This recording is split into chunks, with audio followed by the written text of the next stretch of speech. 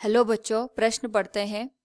किसी ट्रेन को रोकने के लिए एक मंदन बल लगाया जाता है। ट्रेन 80 मीटर बाद रुक जाती है। यदि चाल दुगनी कर दी जाए तो अब यह दूरी होगी। हमारे पास चार विकल्प दिए गए हैं।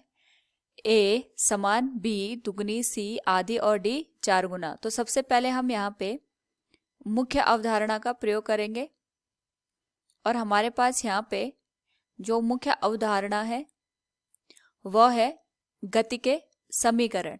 हमें पता है जब भी कोई वस्तु सरल रेखा में गति करती है उस स्थिति में यहाँ पे गति के समीकरण कार्य करते हैं। अगर हमारे पास यहाँ पे एक समान त्वरण या अवमंदन दिया हो तो इस स्थिति में तो दिए गए प्रश्न के अनुसार अगर हम देखें यहाँ पे तो जो हमारे पास ट्रेन है इसका जो प्रारंभिक वेग होगा इसको हम यहाँ पे u मान के चलते हैं और इसका जो अंतिम वेग होगा एक दूरी को तय करने के बाद ट्रेन रुक जाएगी क्योंकि हम इस पे मंदन बल लगा रहे हैं। तो अंतिम वेग हमारे पास v हो जाएगा और ये 0 हो जाएगा। इसके द्वारा जो तय की गई दूरी होगी जिसको हम s1 का नाम देते हैं यहाँ पे, ये हमारे पास 80 मीटर के बराबर होगी। तो हमें बताना है यदि हमने चाल को दुगना कर दिया जाए, यानी हमने यहाँ पे जो हमने प्रारंभिक वेग को माना है इसको हमने यहाँ पे u डैश लिख सकते हैं, इसको 2 गुना कर दें तो हमसे पूछा गया है कि अब ट्रेन कितनी दूरी पे जाके यहाँ पे रुक जाएगी जिसको हमने s2 माना है।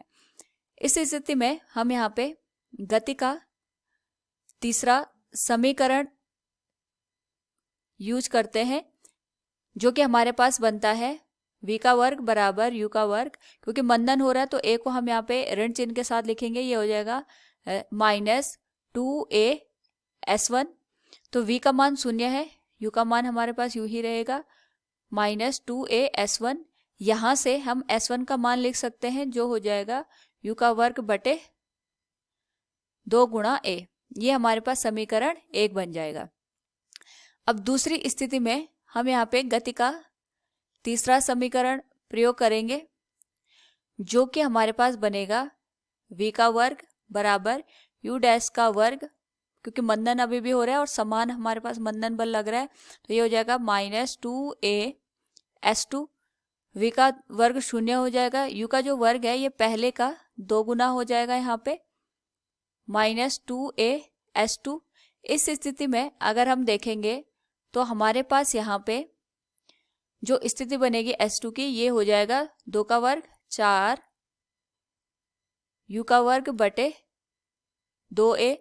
यह हमारे पास समीकरण नंबर 2 बन जाएगा।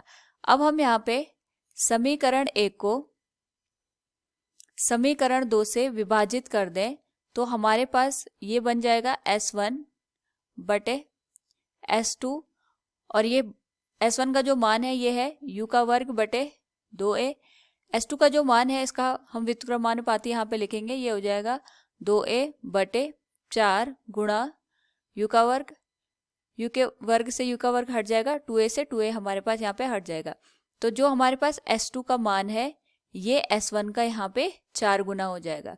तो हमसे मान नहीं पूछा था कि कितना यहाँ पे मान हो जाएगा, हमसे ये पूछा था कि कितना गुना ये प्रारंभिक दूरी का यहाँ पे दूसरी स्थिति में दूरी हो जाएगी। तो दिए गए प्रश्न से हम कह सकते हैं यदि चाल दुगनी कर दी जाए तो अब यह दूरी होगी।